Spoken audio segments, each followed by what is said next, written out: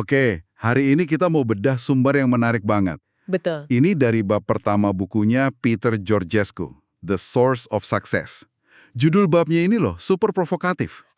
Iya. The End of the World as We Know It. Akhir dunia yang kita kenal.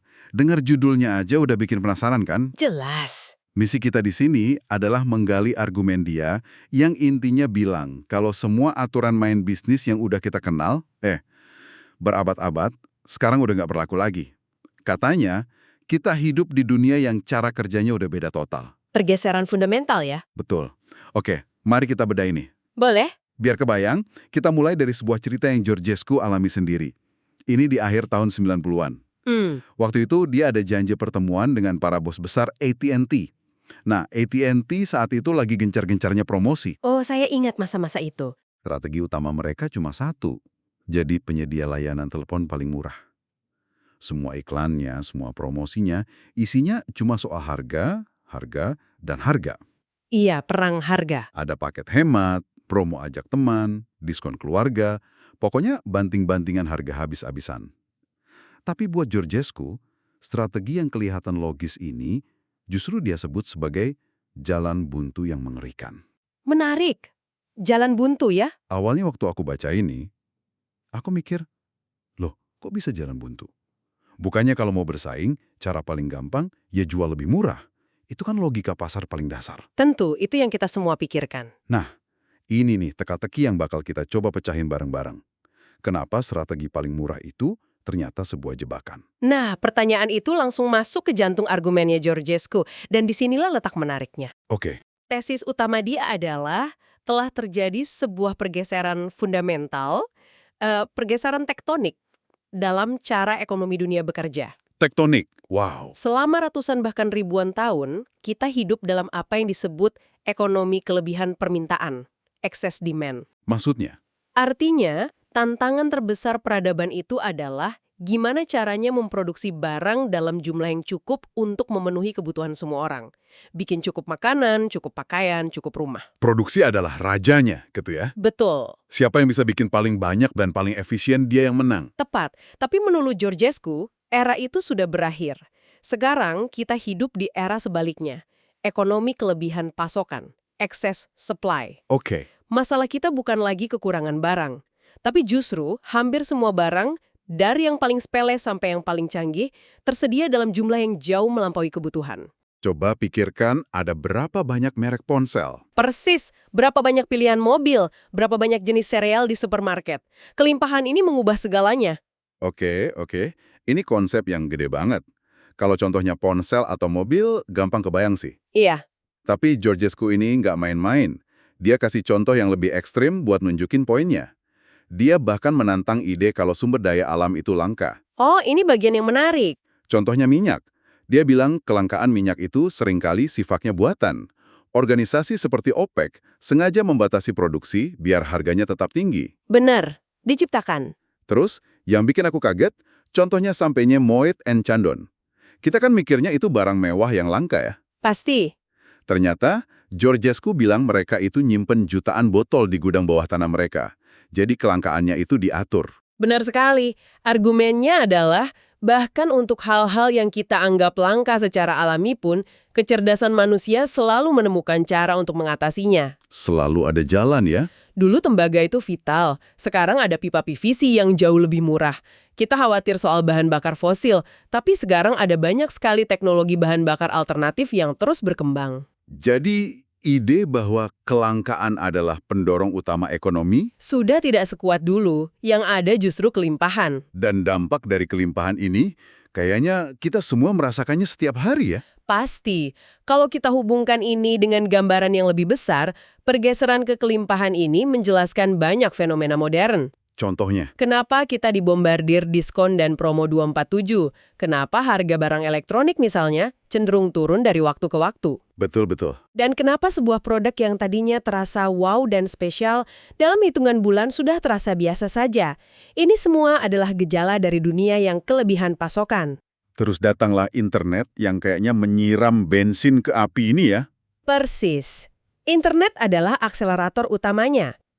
Tiba-tiba, persaingan tidak lagi terbatas pada toko di sebelah jalan. Jadi global. Persaingannya jadi instan, global, dan super transparan.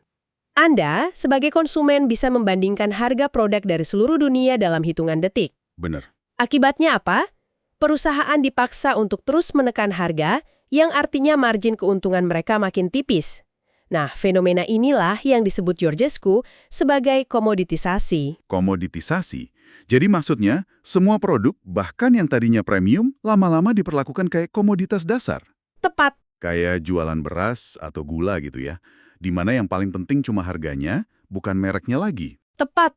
Produk unggulan pun pada akhirnya terseret ke dalam perang harga dan dianggap biasa saja. Inilah jalan buntu mengerikan yang dilihat Georgescu di AT&T. Jadi nyambung ke cerita awal tadi. Mereka terjebak dalam permainan komoditisasi, di mana satu-satunya senjata mereka adalah harga murah. Dan itu adalah permainan yang hampir tidak mungkin dimenangkan dalam jangka panjang. Selalu ada yang lebih murah lagi. Selalu ada pesaing baru yang siap menjual lebih murah lagi. Ini lingkaran setan. Benar-benar jebakan. Kalau begitu, cara keluarnya gimana? Kalau banting-bantingan harga itu jalan buntu, terus gimana dong cara sebuah perusahaan bisa menang di dunia yang serba berlimpah ini? Tentu. Dan Georgescu punya resepnya. Apa itu? Resepnya ini menuntut perubahan cara berpikir yang total.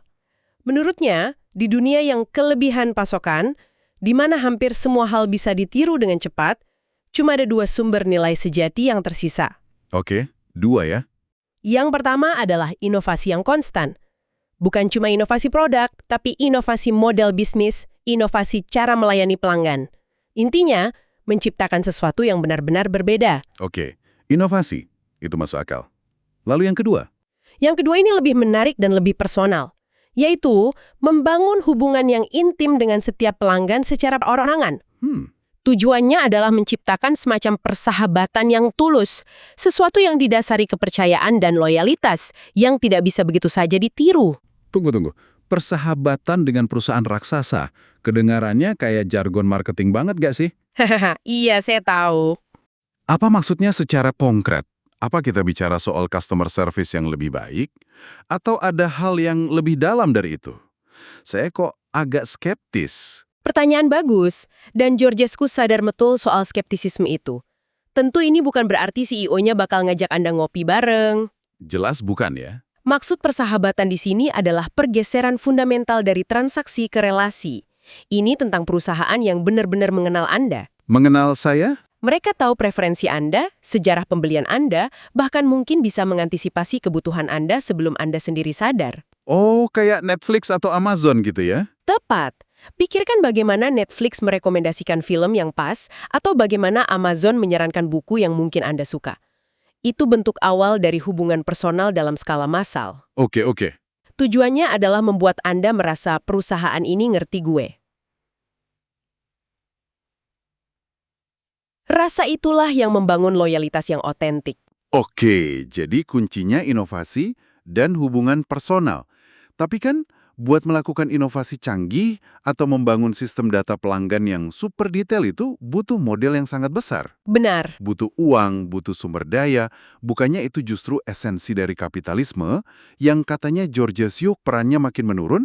Saya agak bingung di sini. Nah, ini poin yang sangat krusial dan salah satu ide paling provokatif dalam bab ini. Gimana tuh? Georgescu membuat perbedaan yang sangat tajam antara apa yang dia sebut kapitalisme dan kewirausahaan bebas atau free enterprise. Oke, kapitalisme versus kewirausahaan bebas. Bagi dia, dua hal ini sama sekali berbeda. Kapitalisme dalam definisinya adalah sistem yang didasarkan pada kontrol atas modal dan sumber daya yang langka. Punya pabrik, punya tambang, punya tanah. Aset fisik ya? Betul. Karena di dunia lama kelangkaan adalah raja, maka para kapitalis yang mengontrol sumber daya langka itulah yang berkuasa. Tapi di dunia baru yang serba berlimpah, kontrol atas sumber daya fisik jadi kurang penting, begitu? Tepat sekali. Sebaliknya, yang perannya semakin kuat adalah kewirausahaan bebas. Ini adalah sistem yang didorong bukan oleh modal fisik, tapi oleh kreativitas, ide, dan inovasi. Oh, oke. Kekuatan tidak lagi terletak pada siapa yang punya pabrik paling besar, tapi pada siapa yang punya ide paling cemerlang. Jadi bukan modal uang, tapi modal ide. Georgescu menunjuk Cina dan India sebagai contoh sempurna. Mesin pertumbuhan ekonomi mereka yang luar biasa itu, menurutnya bukanlah kapitalisme tradisional, melainkan energi kewirausahaan bebas dari jutaan orang. Wow, itu cara melihat yang benar-benar beda. Jadi kekuatan bergeser dari memiliki menjadi menciptakan. Persis. Di dunia baru ini, ide adalah modal yang paling berharga. Oke, kewirausahaan bebas, ide-ide cemerlang, tapi kalau dibiarkan begitu saja, ini kedengarannya bisa jadi kayak Wild West atau pasar bebas yang liar banget kan? Bisa jadi. Semua orang boleh melakukan apa saja demi menang, yang penting kreatif. Apa nggak malah jadi kacau? Georgescu sangat menekankan bahwa sistem ini bukan berarti tanpa aturan, justru sebaliknya. Oh, oke. Agar kewirausahaan bebas bisa berkembang, diperlukan wasit yang kuat, adil, dan bisa dipercaya. Dan wasit itu adalah pemerintah. Pemerintah sebagai wasit bukan pemain. Betul, perannya murni sebagai pengadil yang memastikan arena permainannya adil untuk semua. Jadi apa saja tugas wasit ini? Besar seperti Enron dan WorldCom bagi Georgescu adalah contoh mengerikan dari kegagalan sistem pengawasan ini. Ketika aturan bisa dimanipulasi, kepercayaan runtuh. Idealnya segitu ya. Tapi kan kita tahu sendiri, dalam praktiknya, kadang wasitnya ikut main juga. Tentu, ada lobby, ada regulasi yang sengaja dibuat untuk menguntungkan pihak tertentu. Gimana Georgescu mengatasi realita yang rumit itu? Dia tidak menyangkal kerumitan itu. Poinnya adalah, sistem yang diajukan ini adalah sebuah ideal yang harus terus diperjuangkan. Oke. Kegagalan-kegagalan itu justru bukti betapa pentingnya punya wasit yang benar-benar independen dan kuat. Masuk akal. Tugas kedua pemerintah yang juga sangat penting adalah melindungi dan meningkatkan apa yang disebutnya kebaikan bersama atau common good. Kebaikan bersama, ini maksudnya apa? Ini adalah fondasi yang memungkinkan masyarakat berinovasi. Contoh utamanya adalah pendidikan berkualitas. Tanpa sistem pendidikan yang baik, dari mana datangnya para inovator? Benar juga. Termasuk juga infrastruktur dasar, jalan yang bagus, air bersih, internet yang cepat. Dan yang terakhir, meringankan dampak sosial dari disrupsi teknologi. Misalnya, menyediakan program pelatihan ulang. Oh, jadi ini bukan soal pemerintah bagi-bagi bantuan, tapi lebih ke nyiapin lapangan main yang bagus dan memastikan semua pemainnya siap berkompetisi. Gitu ya? Tepat, menyiapkan fondasi agar kreativitas dan inovasi bisa tumbuh subur. Tapi, ada satu masalah besar. Apa itu? Lapangan main yang bagus ini ternyata belum bisa diakses oleh semua orang, dan ini membawa kita ke isu paling krusial yang diangkat Georgescu. Dia menyebutnya lapisan kecemasan yang luar biasa. Maksudnya? Ini adalah masalah kelompok yang dia sebut sebagai yang tidak terhubung atau the disconnected. Nah, ini bagian yang benar-benar menampar. Georgescu melukiskan kontras yang gila banget. Sangat kontras. Di satu sisi dunia, kita tenggelam dalam kelebihan pasokan. Kita pusing milih mau langganan layanan streaming yang mana. Bingung mau beli sepatu merek apa dari ratusan pilihan. Sementara di sisi lain, sebagian besar penduduk dunia, miliaran orang, masih berjuang untuk mendapatkan kebutuhan paling dasar. Makanan, air bersih, akses kesehatan. Kesenjangan ini, menurutnya, bukan cuma masalah moral. Dia bilang ini sangat berbahaya. Berbahaya gimana? Sangat berbahaya. Karena kesenjangan radikal ini adalah sumber ketidakstabilan global.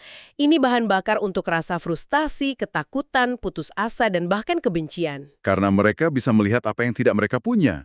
Tepat, di dunia yang terhubung secara digital, mereka yang tertinggal bisa melihat dengan jelas. Ini menciptakan kondisi yang sangat rawan konflik. Lalu solusinya apa dong? Apakah cuma dengan mengirim bantuan beramal? Georgescu berpendapat bantuan amal itu penting untuk jangka pendek, tapi bukan solusi jangka panjang. Terus apa? Solusi sejatinya menurut dia adalah menghubungkan populasi yang tidak terhubung ini ke dalam sistem kewirausahaan bebas, memberi mereka kesempatan untuk berpartisipasi. Jadi bukan cuma dikasih ikan, tapi dikasih kail dan diajari mancing. Lebih dari itu, dikasih akses ke danau yang sama. Ini bukan argumen moral semata, tapi argumen yang sangat pragmatis. Pragmatis gimana maksudnya? Dia melihatnya sebagai sebuah pilihan yang sangat jelas. Miliaran orang yang tidak terhubung ini, jika terus dibiarkan, bisa menjadi musuh bagi dunia yang makmur. Oke. Atau, mereka bisa menjadi pasar baru terbesar dalam sejarah manusia. Mereka bisa menjadi sumber pertumbuhan ekonomi global berikutnya. Musuh atau pasar? Memilih untuk mengabaikan mereka bukan hanya salah secara moral, tapi juga bodoh secara strategis. Jadi kalau ditarik benang merahnya dari semua ini, Mhm. argumen Georgescu ini benar-benar radikal ya. Dunia bisnis yang kita kenal, yang aturannya dibangun di atas prinsip kelangkaan Mm. dan efisiensi produksi selama berabad-abad, Mm. menurut dia sudah tamat riwayatnya. Aturan mainnya sudah ditulis ulang total oleh kekuatan baru, kelimpahan pasokan. Betul. Dan di dunia baru ini, menjadi yang terbesar atau termurah bukan lagi jaminan kemenangan. Bukan lagi. Formula sukses yang baru adalah tentang menggunakan kreativitas untuk menciptakan perbedaan dan membangun hubungan tulus yang membuat pelanggan itu memilih untuk tetap bersama Anda. Bukan karena terpaksa, tapi karena mereka percaya. Tepat. Jika kita simpulkan lagi, dalam ekonomi baru ini, aset apa yang paling penting? Aset terpenting perusahaan bukan lagi gedung pabriknya, bukan mesin-mesinnya, atau bahkan tumpukan uang di bank. Bukan modal fisik lagi. Dalam ekonomi kelebihan pasokan, dua sumber nilai sejati yang tersisa yang tidak bisa dengan mudah ditiru adalah pelanggan Anda dan karyawan kreatif Anda. Titik. Hanya itu. Segala sesuatu yang lain beresiko menjadi komoditas biasa yang pada akhirnya hanya bersaing soal harga. Fokus perusahaan harus bergeser total kedua aset manusia ini. Oke, ini sebuah pemikiran terakhir untuk Anda renungkan. Yang menurutku paling ironis sekaligus optimis dari argumen Georgescu ini adalah kesimpulannya. Apa itu? Dia bilang bahwa lingkungan ekonomi baru yang brutal ini, yang penuh persaingan gila-gilaan, secara paradoks justru memaksa dunia bisnis untuk menjadi lebih personal dan manusiawi. Oh, menarik. Karena ketika produk sudah mirip semua dan harga sudah mentok, satu-satunya cara untuk menang adalah dengan membangun kepercayaan dan hubungan yang otentik. Jadi tekanan pasar memaksa lahirnya kebaikan? Pertanyaannya buat kita semua, apakah tekanan pasar yang begitu hebat ini benar-benar bisa mendorong perusahaan-perusahaan di sekitar kita untuk menjadi lebih baik, lebih jujur, dan lebih terhubung dengan kita sebagai manusia? Atau apakah itu hanya harapan yang terlalu optimis? Dan yang kita lihat sebenarnya hanyalah trik marketing yang makin canggih di tengah persaingan yang tak kenal ampun? Sesuatu untuk Anda pikirkan.